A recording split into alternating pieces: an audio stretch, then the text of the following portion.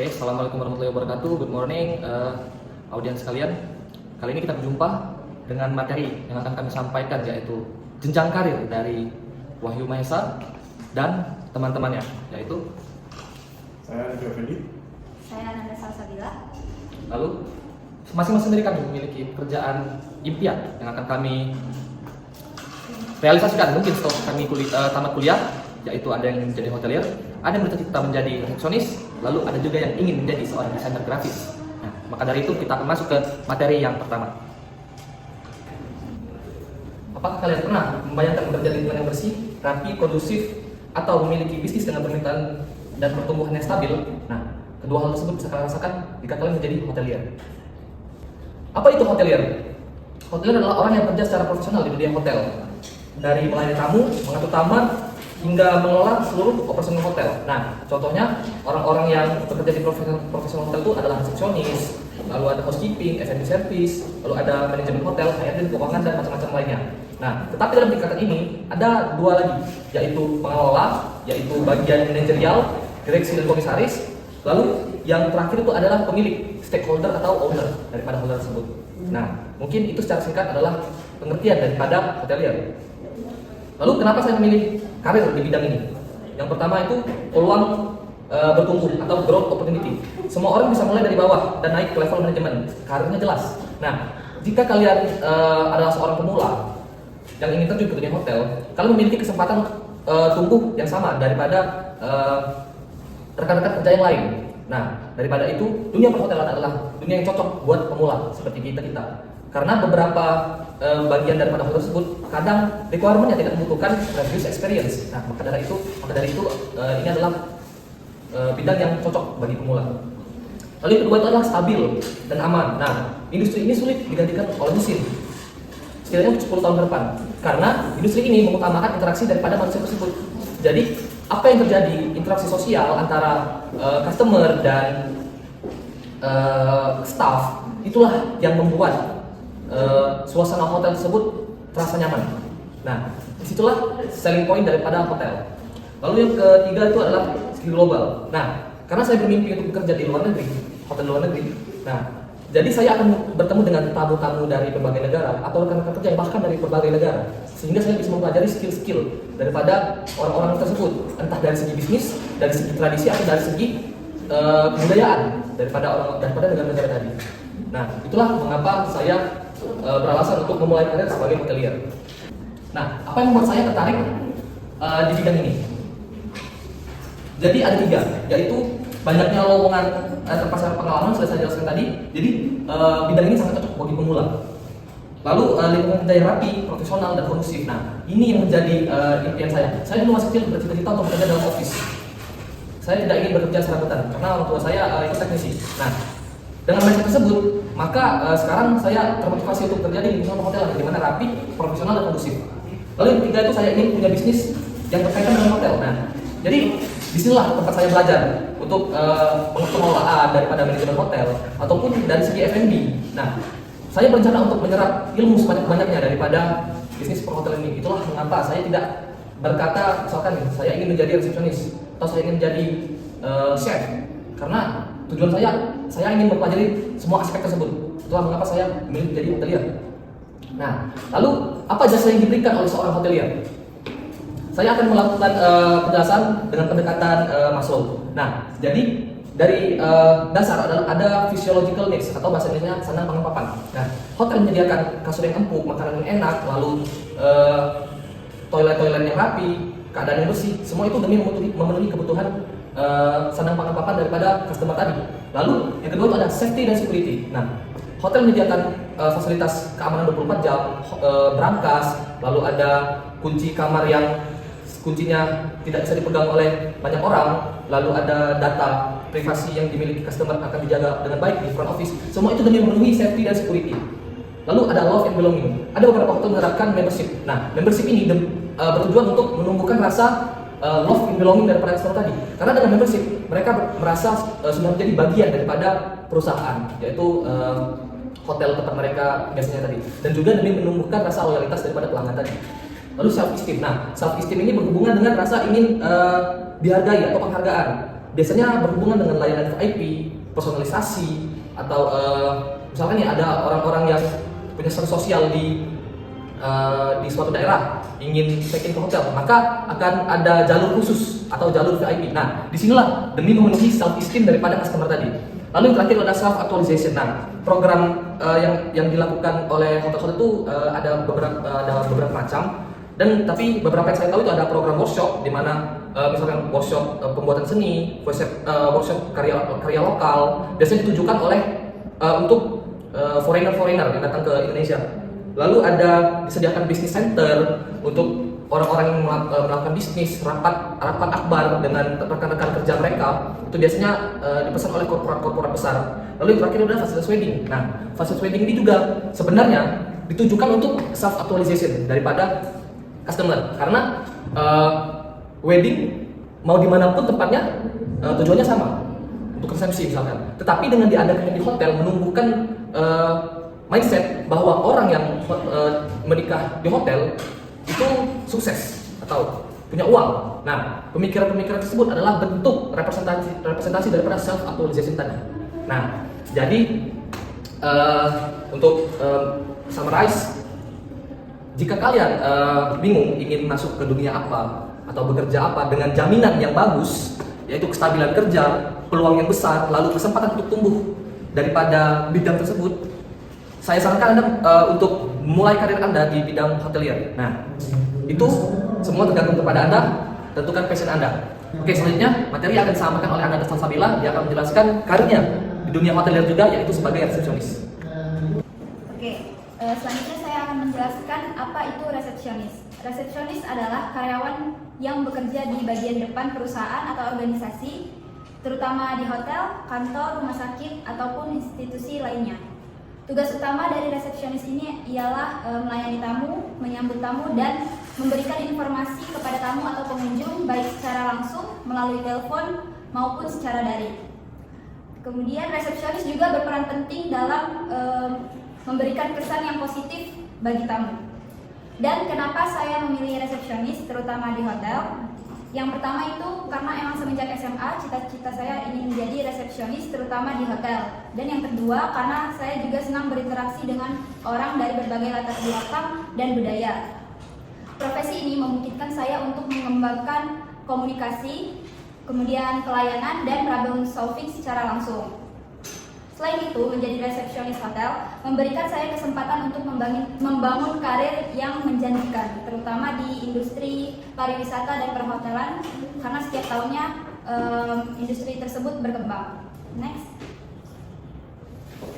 Kenapa resepsionis hotel itu menarik? Menurut saya bukan hanya tentang menyapa tamu dengan senyuman, tetapi juga menjadi jembatan utama dalam menciptakan pengalaman menginap yang tak terlupakan bagi tamu. Dan disinilah seni melayani dan kehangatan manusia bertemu, menjadi setiap hari penuh tantangan, cerita, dan peluang untuk tumbuh dalam lingkungan kerja yang dinamis dan profesional. Kemudian, apa jasa yang ditawarkan dari resepsionis hotel? Jasa yang ditawarkan dari resepsionis hotel adalah pengalaman layanan pelanggan yang memuaskan. Ini bisa berupa dari proses check-in check-out yang cepat dan efisien, penanganan keluh tamu secara profesional, pemberian informasi yang akurat dan jelas tentang fasilitas hotel ataupun tempat wisata sekitar. Dan tamu pun merasa dihargai, nyaman, dan ingin kembali menginap ke hotel kita tersebut. Kemudian pencapaian dalam bentuk ulasan positif dari tamu seperti dari Google Review atau TripAdvisor. Dengan kata lain, kepuasan dan loyalitas tamu adalah hasil nyata dari dedikasi resepsionis hotel. Terima kasih. Selanjutnya akan dilanjutkan oleh teman saya, Niko Effendi. Oke, kali ini saya akan menjelaskan profesi saya sebagai desainer. Saya akan menjelaskan dulu hal umum dari definisi desainer. Jadi desainer itu umumnya adalah perancang. Perancang yang membuat solusi visual, produk atau sistem berdasarkan prinsip estetika dan fungsi pada pengguna. Jadi desain ini kalau membicarakan soal desain itu jangkauannya sangat luas. Jadi saya membagikan beberapa jenis desainer, tipe-tipe desainer. Contohnya Ada desainer grafis yang fokusnya itu kepada komunikasi visual, kemudian ada desainer UI UX yang merancang pengalaman pengguna di aplikasi dan di web, di website. Kemudian ada desain produk yang dimana mereka itu fokus ke mendesain barang fisik seperti elektronik ataupun furnitur gitu. Kemudian ada fashion designer yang dimana mereka itu fokus pada perancangan pakaian dan aksesoris. Kemudian ada interior design yang dimana mereka itu fokus ke tata letak ruangan. Tentu saja seluruh jenis-jenis desainer tersebut itu patokannya itu kepada visual dan estetika. Tetapi saya akan jelaskan lebih spesifik lagi. Desainer, profesi saya sebagai desainer itu adalah sebagai desainer grafis. Jadi apa sih desainer grafis itu? Jadi desainer grafis itu adalah seorang profesional yang menggunakan atau memanfaatkan elemen-elemen visual seperti gambar, teks, tipografi, huruf dan maupun warna itu sebagai media untuk menyampaikan pesan atau sebagai media informasi kepada audiens. Tujuannya apa? Kita menggunakan elemen-elemen visual tersebut. Tujuannya adalah untuk agar proses komunikasi lewat visual tadi mudah dipahami oleh audiens. Kemudian apa sih tugas desainer grafis itu? Yang pertama itulah membuat identitas visual seperti logo ataupun branding dari perusahaan maupun UMKM. Kemudian membuat desain media promosi seperti poster, brosur, banner, kemudian pembahasan produk dan lain-lain. Banyak yang berkaitan tentang media promosi. Kemudian ada desainer digital. Desainer digital di sini itu ngarahnya itu ke pembuatan iklan digital. Kemudian feed promosi di IG kalau kalian pernah lihat di media sosial itu kan, atau tampilan UI dari sebuah aplikasi atau website juga. Kemudian menyusun tata letak layout seperti huruf, ukuran besar kecilnya itu, posisi hurufnya itu. Tujuannya apa? Agar informasi yang disampaikan itu mudah dibaca dan mudah dilihat oleh audiens. Kemudian sebagai seorang desainer itu pasti kenal yang namanya tipografi. Jadi tipografi itu adalah susunan kata atau tata letak sebuah kata dari yang diaplikasikan ke dalam desain. Seperti contoh ini.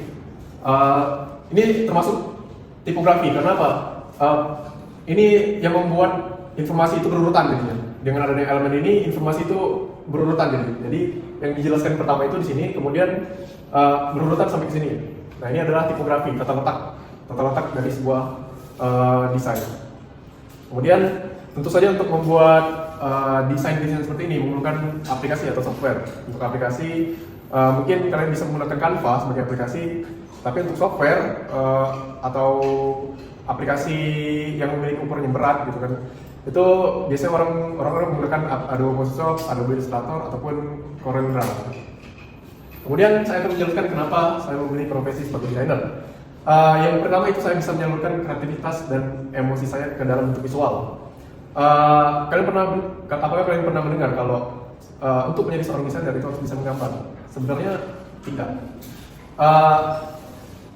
Seorang desainer itu tidak perlu bisa menggambar dengan bagus, tetapi setidaknya kalian ngerti cara menggambar, cara membuat garis, cara membuat bentuk dan segala bentuk objek itu kalian pasti bisa.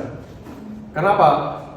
Karena mulai dari hal-hal simple kayak membentuk garis dan objek itu kalian sudah bisa mengekspresikan isi pikiran kalian ke dalam visual. Kemudian